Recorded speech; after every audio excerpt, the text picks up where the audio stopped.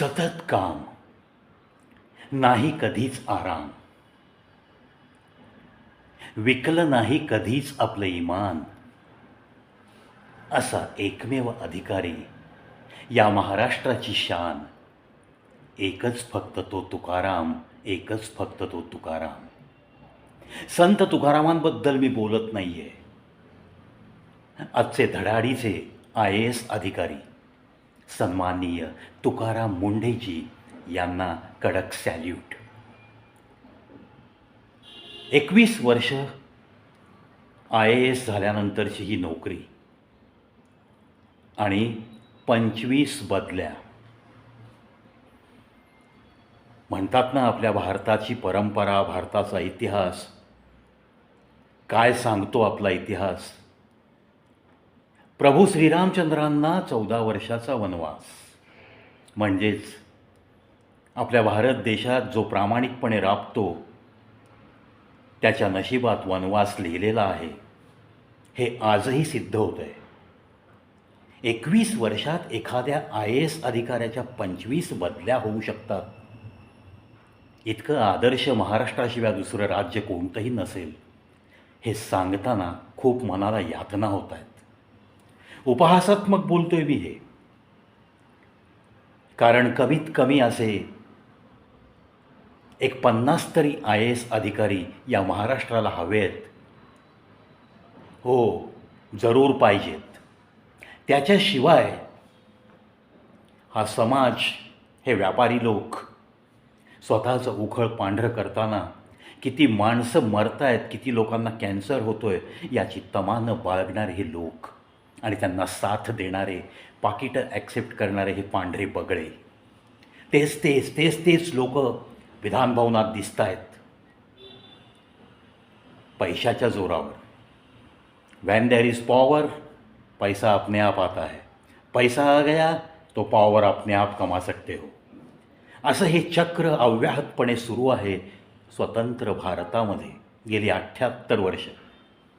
आणि अशा या महाराष्ट्राला एक लाभलेला तुकाराम, ज्याची सुरुवातच मी केली की सतत काम, नाही कधी आराम, आणि विकला नाही कधी इमान, असाच तो तुकाराम. खूप अभिमान वाटतो या व्यक्तीचा. 25 बदल्या पचवल्यानंतरसुद्धा स्वतःच्या कामाची शैली यात किंचितही बदल न करता धडाडीने काम करणारा हा एकमेव IAS अधिकारी. त्यांच्या मातोश्रींचं दुःखद निधन झालं नुकतंच. त्यांच्या त्या दुःखात नक्कीच एक नागरिक म्हणून मी सहभागी आहे. धडाडीने जे काम करतायत त्यांचं आपल्या अल्पशा बुद्धीनुसार कुठेतरी थोडंसं कौतुक करावं आणि ते जनतेपर्यंत पोचवावं, याच अभिलेखेपाठी मी हा व्हिडिओ बनवतो आहे. मित्रांनो, तुकाराम मुंढेंची कारकीर्द आता ही सर्वज्ञात आहे. मी सांगितल्याप्रमाणेच 21व्या वर्षात त्यांच्या 25 बदल्या झाल्या. आता कदाचित सध्या जे त्यांचं पदभार त्यांनी स्वीकारलं आहे, food and drugs administrative officer, commissioner of food and drugs department, आता ह्याच्यामध्ये त्यांच्या अखत्यारीमध्ये काय काय येतं? अन्न आणि औषध भेसळ, जे की खूप बोकाळलं आहे समाजामध्ये. त्यानंतर ही औषध निर्मिती करत असताना काही फार्मास्युटिकल कंपन्या ह्या जाहिरातींचा अतिरेक करत आहेत. म्हणजे त्या जाहिरातींच्याबद्दल असलेली नियमांची चौकट ओलांडून नको ती गॅरंटी समाजाला देऊन त्यांचं लक्ष आकर्षित करून त्या औषधामध्ये तेवढी ताकद नसतानासुद्धा त्याचं सेवन करायला लावणं, म्हणजेच कुठेतरी अजून नवीन आजारांना समाजाला आमंत्रण देणं, हेच घडत आहे. यामध्ये रामदेव बाबांची कंपनी उत्तराखंडची पतंजली ही सुद्धा अडकलेली आहे. दिव्या फार्मास्युटिकल्स असं काही नाव त्या कंपनीचं आहे. 3च दिवसात चार्ज घेतल्यानंतर 3च दिवसात नाशिक, नागपूर, अमरावती, पुणे, संभाजीनगर, मुंबई अशा अनेक ठिकाणी आपल्या या अन्न व औषध भेसळ आयुक्त सन्माननीय तुकाराम मुंढे यांनी 3च दिवसात अशा टीम तयार केल्या आणि या सर्व जिल्ह्यांमध्ये रेड सुरू झाल्या, छापासत्र सुरू झालं.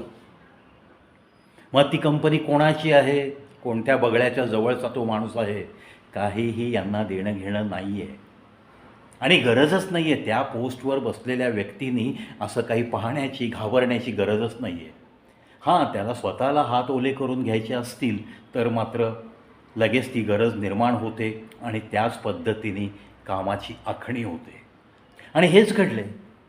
तुकाराम मुंढेंसारखा अधिकारी आल्यानंतर 3 दिवसात जर तो अशा 10 ते 12 जिल्ह्यामध्ये छापासत्र सुरू करू शकतो आणि 25 FIR लॉन्च करू शकतो, 25 गुन्हे दाखल झाले 3 दिवसात, 33 लोकांना अटक झाली आहे, 20 ते 25 आस्थापना, कंपन्या छोट्या, जिथं अस्वच्छ कारभार चालला होता, जिथं नियमांचा भंग केला जात होता, जिथं लोकांच्या जीविताशी खेळलं जात होतं, अशा जवळपास 20 ते 25 आस्थापना, कंपनीज, प्रोडक्शन हाऊसेस याला गव्हर्नमेंटचं सील ठोकलं गेलं आहे. 3 दिवसात जप्त केलेला मुद्देमाल, आकडा ऐकाल तर थक्क होऊन जाल तुम्ही. 3 दिवसात जर 73 लाखाचा बोगस माल, त्याच्यामध्ये गुटखा आला, दूध आलं, पनीर आलं, खवा आला, तेल आलं, अशी काही औषधं आली ज्याच्यामध्ये भेसळ आहे, अशी काही औषधं गोळ्या आली, आयुर्वेदिकसुद्धा आली, ज्याच्यामध्ये जाहिरातींचा अतिरेक केला गेला आहे, नियमाचा भंग केला गेला आहे. मग तो रामदेव बाबा असो किंवा अजून कोणी गलेलठ्ठ व्यापारी असो, इससे हमें कोई मतलब नहीं, हे त्यांचं ब्रीद आहे. चाहे कोई भी हो, कायदे और कानून की तरीके से अगर वो व्यापार करता है, प्रोडक्शन करता है, तो मुझे कोई ऐतराज़ नहीं, असं परखडपणे बोलणारा हा एकमेव अधिकारी. आता प्रश्न पडतो सामान्य माणसांना माझ्यासारख्या, की भेसळ आहे हे 2024पासून एक आमदार अक्षरशः बोंब मारतोय असा मी शब्दप्रयोग करेन. कारण विधान भवनात उभं राहून जर एखादा आमदार सांगत असेल आकडेवारीच्या पुराव्यानिशी की जर 14 कोटी लिटरच दुधाचं उत्पादन होत असेल आणि जर विक्री झालेला दुधाचा आकडा हा 64 कोटी लिटर असा असेल तर 50 कोटी लिटर दूध हे डुप्लिकेट आहे, हे जगजाहीर होते.